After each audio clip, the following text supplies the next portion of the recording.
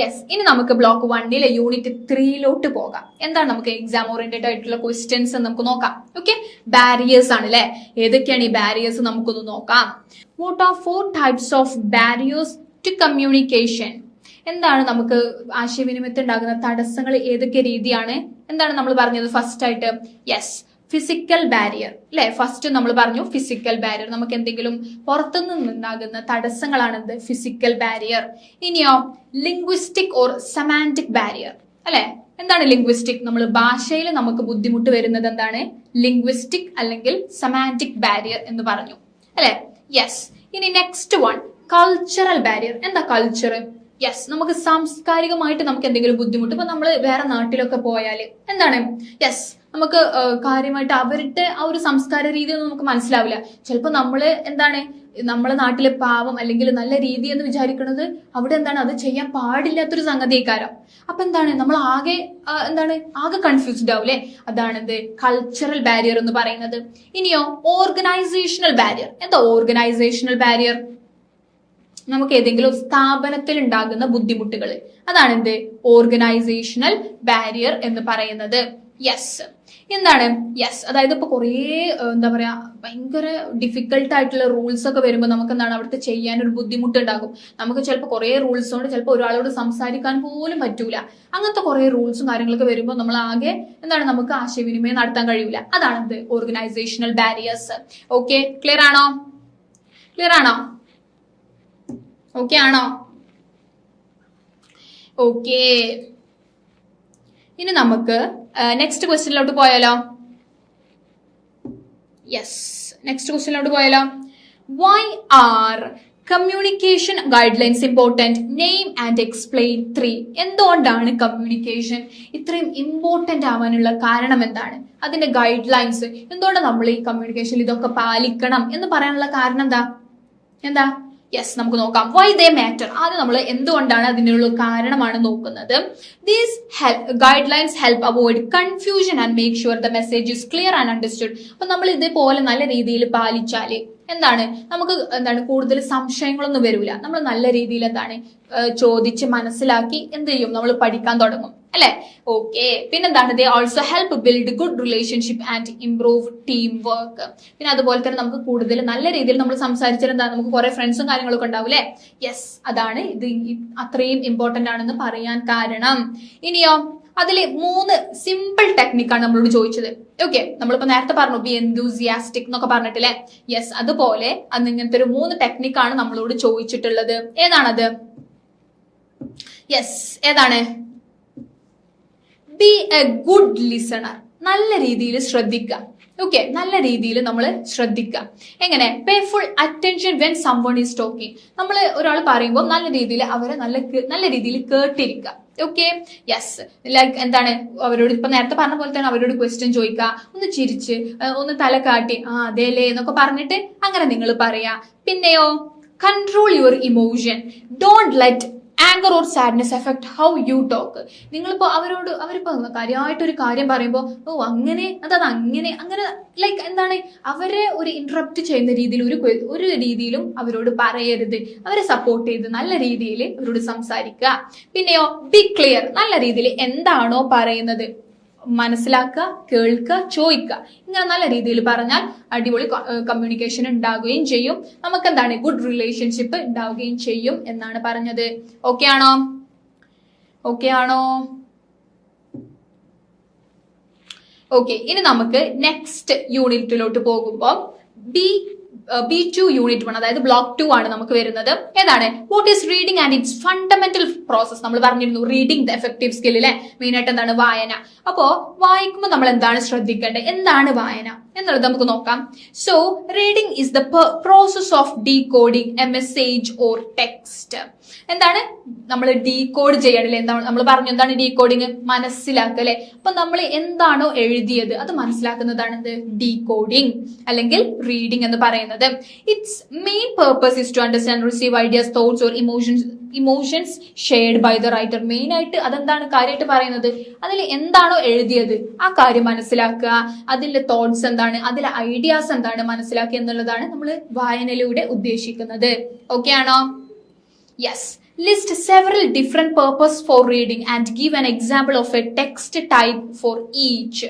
എന്തിനൊക്കെയാണ് നമ്മൾ ഇപ്പോ ഓരോ കാര്യത്തിനും ഓരോ നമ്മൾ പറയില്ലേ ഇന്നതിന് ഇന്ന പേർപ്പസ് ആണ്, ഇന്നതിന് ഇന്ന പേർപ്പസ് ആണ്. ഇപ്പൊ ന്യൂസ് പേപ്പർ, ഇപ്പൊ ഫോർ എക്സാമ്പിൾ ഇവിടെ നോക്കൂ, ന്യൂസ് പേപ്പർ എന്തിനാണ് നമ്മൾ വായിക്കുന്നത്?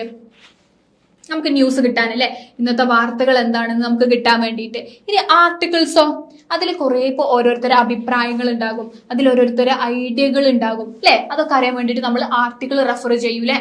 യെസ്. ഇനിയോ അക്കാഡമിക് ബുക്സ്, അതായത് നമ്മൾ ടെക്സ്റ്റ് ബുക്ക് പോലത്തെ, യെസ്, അതെന്തിനാ നമ്മൾ വായിക്കുന്നത്? നമുക്ക് കുറച്ച് അറിവ് കിട്ടാൻ വേണ്ടിയിട്ട് അല്ലെ. അപ്പൊ ഓരോ ബുക്കിനും ഓരോ കാരണങ്ങൾ ഉണ്ടാവും നമ്മൾ വായിക്കുന്നത്. അത് ഏതൊക്കെയാണ് നമ്മുടെ ചോദിച്ചിട്ടുള്ളത്, അതാണ് പറഞ്ഞത്. ന്യൂസ് പേപ്പർ നമുക്ക് എന്താ പറയാ ഇൻഫോർമേഷൻ അല്ലെങ്കിൽ ന്യൂസ് കിട്ടാൻ വേണ്ടിയിട്ട്, ആർട്ടിക്കിൾ നമുക്ക് ഒപ്പീനിയൻ അല്ലെങ്കിൽ ഐഡിയ കിട്ടാൻ വേണ്ടിയിട്ട്, അക്കാഡമിക് ബുക്സ് നമുക്ക് എന്താണ് അറിവ് കിട്ടാൻ വേണ്ടിയിട്ട്, ഫിക്ഷൻ നമ്മൾ ജസ്റ്റ് ഒരു പ്ലഷർ അല്ലെങ്കിൽ ഒരു എൻജോയ്മെന്റിന് വായിക്കുന്നതാണ് അല്ലെ. നമ്മൾ നോവലും കഥകളൊക്കെ അങ്ങനെ വായിക്കൂലേ, അതാണ് പറഞ്ഞത്. ഓക്കെ ആണോ? യെസ്. ഓക്കെ, ഇനി നമുക്ക് നെക്സ്റ്റ് ക്വസ്റ്റിലോട്ട് പോവാം. Okay, what is close reading? എന്താ ക്ലോസ് റീഡിംഗ്? ആ പേര് തന്നെ ഉണ്ട്, ക്ലോസ് റീഡ് അല്ലെ. Yes. And what does it help a reader understand? എന്താണ് ക്ലോസ് റീഡിംഗ്? അതായത് നമ്മൾ ക്ലോസ് റീഡിംഗ് എന്ന് പറഞ്ഞാൽ it means paying attention to details and big ideas in a text. It helps readers understand not just what is said but how it's said and why certain techniques are used. അപ്പൊ എന്താണ് close reading എന്ന് പറഞ്ഞാല് നമ്മൾ ഓരോന്നും ഇരുത്തി വായിക്കൂലേ, എന്താണ് അതിൽ പറഞ്ഞത്, അത് ഡീറ്റെയിൽ ആയിട്ട് ഡീപ്പായിട്ട് നോക്കുന്നതാണ് അത് ക്ലോസ് റീഡിങ്. അതിൽ മെയിൻ ആയിട്ട് എന്താ പറയുന്നത്, യെസ്, എന്തുകൊണ്ടാണ് ഇതിങ്ങനെ പറയാൻ കാരണം, എന്തിനാ ഇപ്പൊ ഇതിങ്ങനെ വന്നത് എന്നൊക്കെ നമുക്ക് എന്താണ് ക്ലോസ് റീഡ് ചെയ്യുമ്പോഴാണ് അറിയാ. ഓക്കെ, അതിനാണ് നമ്മൾ ക്ലോസ് റീഡിങ് എന്ന് പറയുന്നത്. ഓക്കെ, ഇനി നെക്സ്റ്റ് ക്വസ്റ്റ്യനിലോട്ട് പോയാലോ? മനസ്സിലാകുന്നുണ്ടോ? Okay, what are the key activities that are essential for effective close reading according to the source? അപ്പൊ എന്താണ് എഫക്റ്റീവ് ക്ലോസ് റീഡിംഗ്? എങ്ങനെയാണ് നമുക്ക് നല്ല രീതിയിൽ ക്ലോസ് റീഡ് ചെയ്യാൻ കഴിയുക, അതായത് ഓരോ കാര്യങ്ങൾ ഡീറ്റെയിൽ ആയിട്ട് നോക്കാൻ കഴിയുക, എങ്ങനെയാണ് നോക്കാം. So the key activities for effective close reading as mentioned in the source are paying attention to what you read, thinking about it and asking question. അതായത് നിങ്ങൾ വായിക്കുന്ന കാര്യം ഉണ്ടല്ലോ, അത് കറക്റ്റ് ആയിട്ട് മനസ്സിലാക്കുക, വേറെ അങ്ങോട്ടും ഇങ്ങോട്ടും ഒന്നും ചിന്ത പോകരുത്. എന്നാൽ നമുക്ക് എന്താണ് വായിക്കുന്നത് കറക്റ്റ് നമുക്ക് മനസ്സിലാവൂലേ, അതാണ് പറഞ്ഞത്. ക്ലിയർ ആയല്ലോ? ഓക്കെ ആണോ?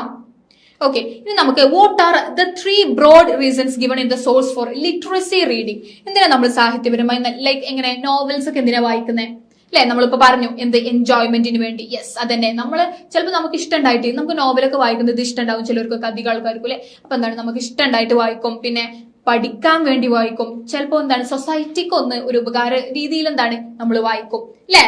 യെസ്, ഇങ്ങനെയാണ് നമ്മൾ പറയുന്നത്. What are the 3 broad reasons given in the source for literacy reading? അപ്പോ അത് കഴിഞ്ഞു. ഇനി നമുക്ക് unit 2 block number 2 unit 2 purpose. എന്താ സ്കിമ്മിങ്? നമ്മൾ പറഞ്ഞിരുന്നു സ്കിമ്മിങ്, സ്കാനിങ് ഒക്കെ അല്ലെ, ഓർക്കുന്നുണ്ടോ? Yes.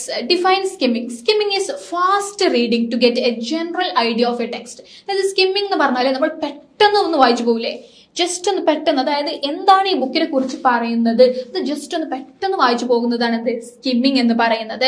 The main purpose is to see if the text needs deeper reading. അതായത് മെയിൻ ആയിട്ട് അങ്ങനെ പെട്ടെന്ന് വായിച്ചു പോകുന്നത് എന്താ യെസ്, അതന്നെ.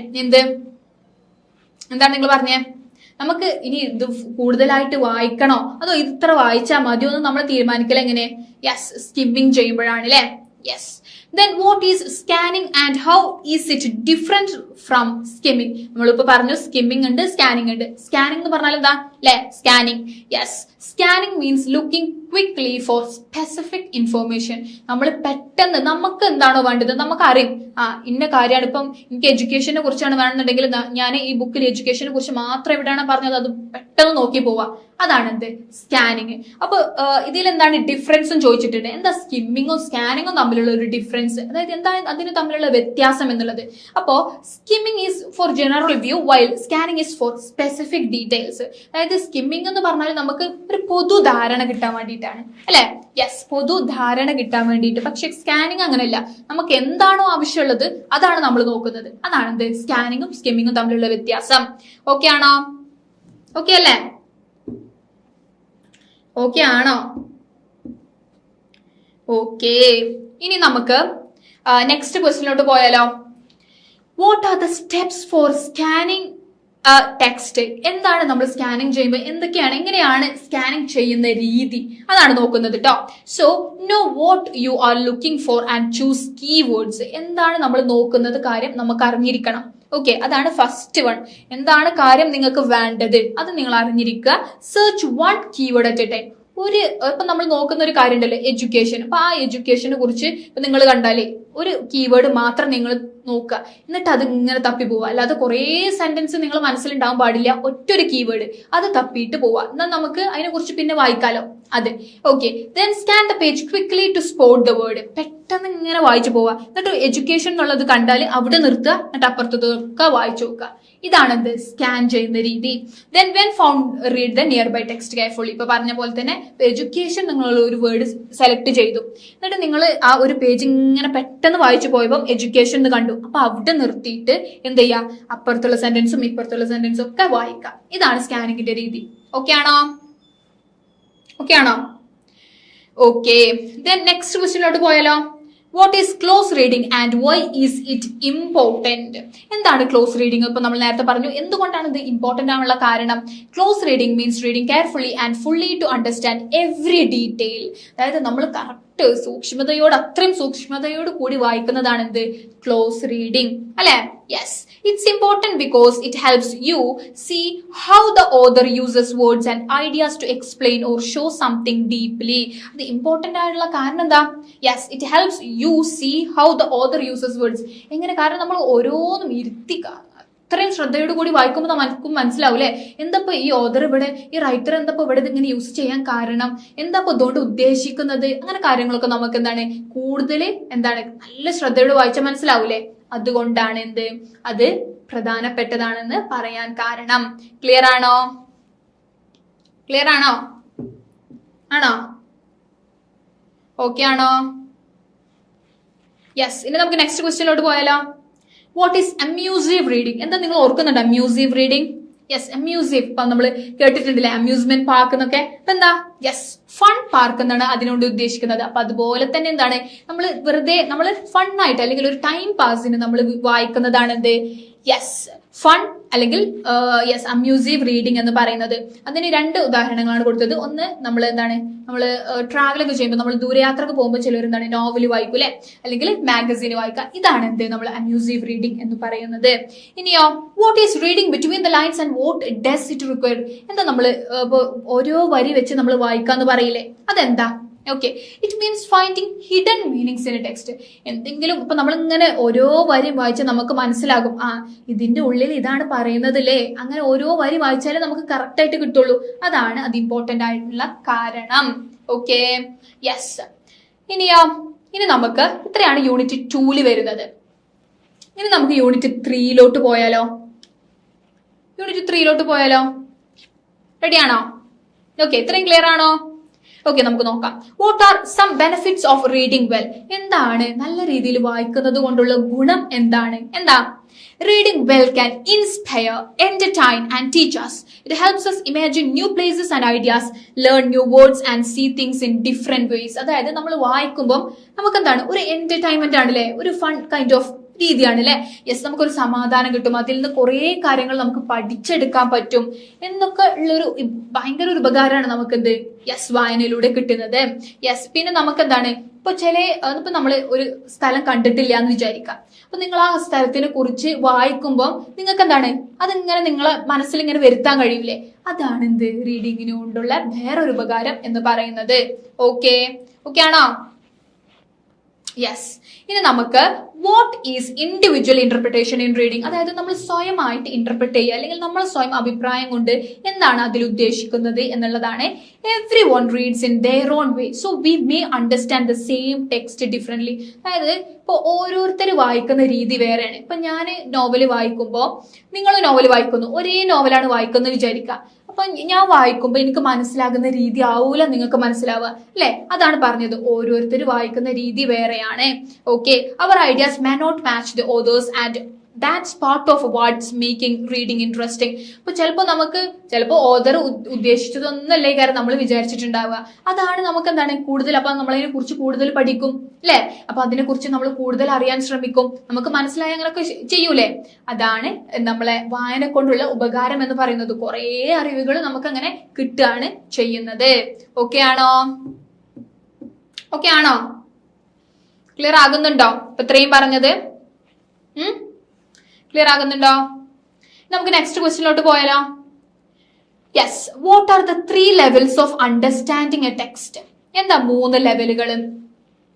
എങ്ങനെ നമുക്ക് ഒരു ടെക്സ്റ്റ് അല്ലെങ്കിൽ ഇപ്പോൾ തന്നിരിക്കുന്ന ഒരു ടെക്സ്റ്റ് നമുക്ക് മനസ്സിലാക്കേണ്ട 3 രീതി ഏതൊക്കെയാണ്? 1, ലിംഗ്വിസ്റ്റിക്. ആദ്യം നമ്മള് ഭാഷ, അതായത് നമുക്ക് വാക്കുകൾ അറിഞ്ഞിരിക്കുക, മനസ്സിലാക്കുക. പിന്നെയോ മൈക്രോ സ്ട്രക്ചർ, അതായത് ഒരു ടെക്സ്റ്റിന്റെ സെക്ഷൻസ്, ഇപ്പൊ ഒരു സെക്ഷൻ കഴിഞ്ഞാൽ പിന്നെ വേറൊരു സെക്ഷൻ, ഓരോ സെക്ഷൻ വൈസ് നമുക്ക് മനസ്സിലാക്കുക എന്നുള്ളതാണ്. പിന്നെയോ മാക്രോ സ്ട്രക്ചർ. എന്താ മാക്രോ?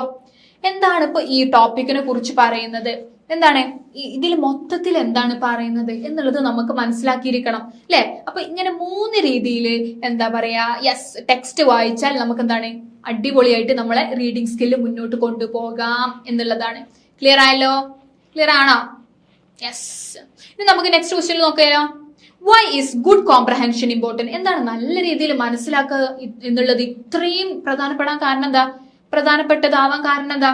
നിങ്ങൾ ഒരു കാര്യം വായിച്ചിട്ടുണ്ടെങ്കിൽ അത് മനസ്സിലാക്കിയിരിക്കണം. മനസ്സിലാവാതെ വായിച്ചിട്ട് കാര്യമില്ല എന്ന് നമ്മൾ പറയാറില്ലേ? അത് എന്തുകൊണ്ട് അങ്ങനെ പറയാൻ കാരണം? എന്തുകൊണ്ടാ? Yes, when we understand well, we enjoy reading more and more and want to read more. If we don't understand, reading feels boring and we may stop reading, which can weaken our reading skills. അപ്പൊ നമുക്കൊരു കാര്യം വായിക്കുമ്പോൾ മനസ്സിലായാല് അപ്പൊ എന്താ, നമ്മൾ പിന്നെ വീണ്ടും വായിക്കൂലേ, ഇത് കൊള്ളാലോ, ഇനി നമുക്ക് അടുത്ത ഒന്നും കൂടെ നോക്കാം, ഇനി നോക്കാം, അങ്ങനെ പറഞ്ഞ് നമ്മൾ എന്താണ് ഒരു ബുക്ക് തന്നെ ചിലപ്പോൾ വായിക്കും അല്ലെ. അതാണ് റീഡിങ്ങിന്റെ ഒരു ഉപകാരം എന്ന് പറയുന്നത്. പിന്നെ ഇപ്പൊ നമുക്ക് ആ സാധനം മനസ്സിലായിട്ടില്ലെങ്കിലോ നമുക്ക് ആകെ ബോറടിക്കും ചെയ്യും, നമ്മൾ അപ്പൊ തന്നെ ബുക്ക് പൂട്ടുകയും ചെയ്യും അല്ലെ. അതാണ് മനസ്സിലാകുക എന്നുള്ളത് ഇമ്പോർട്ടന്റ് ആണെന്ന് പറയാനുള്ള കാരണം. ക്ലിയർ ആയോ? യെസ്. ഇനിയോ, why is it important to know that reading can change our perspective? എന്തുകൊണ്ടാണ് നമ്മൾ പറയുന്നത്, എന്താണ് നമ്മൾ വായിച്ച നമ്മുടെ ഒരു കാഴ്ചപ്പാട് തന്നെ മാറുമെന്ന് എന്തുകൊണ്ടാണ് പറയാൻ കാരണം? Yes, reading gives us new ideas and viewpoints which can change how we think and helps us learn more. അല്ലേ? Reading gives us new ideas. നമുക്ക് എന്താണ് പുതിയ ഐഡിയാസ് അതിൽ നിന്ന് കിട്ടും, കുറെ കാഴ്ചപ്പാടുകൾ നമുക്ക് കിട്ടും അല്ലെ. പിന്നെന്താണ്, അപ്പൊ നമ്മൾ ഇങ്ങനെ കുറെ ഐഡിയാസും പുതിയ കാഴ്ചപ്പാടുകളൊക്കെ കിട്ടുമ്പോ നമുക്ക് എന്താണ് നമ്മളെ ചിന്താഗതി തന്നെ മാറും. അതുകൊണ്ടാണ് നമ്മൾ വായിച്ചാല് നമ്മളെ ഒരു പെർസ്പെക്റ്റീവ് തന്നെ മാറും എന്ന് പറയാൻ കാരണം. ക്ലിയർ ആയോ? ക്ലിയർ ആയോ?